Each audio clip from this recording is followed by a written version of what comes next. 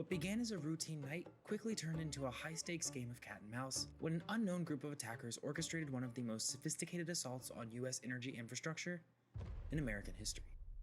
The Metcalf Substation isn't just any facility.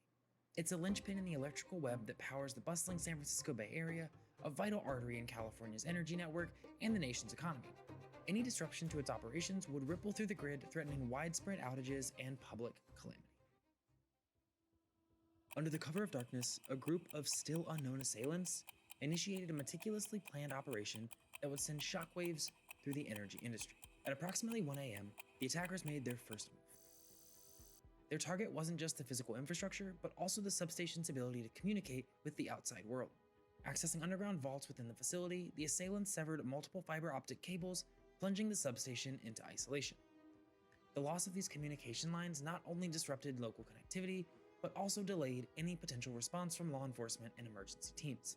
After severing the communication networks of the facility, the group, armed with high-powered rifles, strategically positioned themselves in the darkness, aiming at the substation's critical components. Each location the terrorists positioned themselves in was carefully chosen to provide both cover and clear lines of sight of their targets. Over the next 19 minutes, the assailants unleashed a barrage of over 100 rounds, methodically aiming at the substation's most vulnerable components, the cooling systems of its transformers.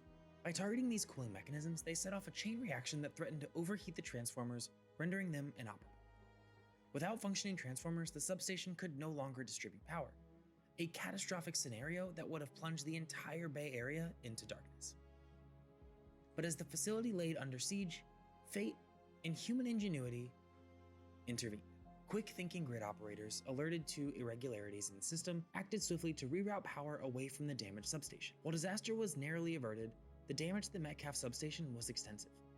PG&E, the utility company responsible for the facility, faced millions of dollars in repair costs and months of work to restore the site to full functionality. However, the financial loss was only part of the story. In the aftermath of the attack, the nation watched with bated breath as law enforcement scrambled to piece together the puzzle. Local authorities were quickly joined by the Federal Bureau of Investigation, pooling resources to track down those responsible for the assault on one of the country's most critical infrastructure nodes.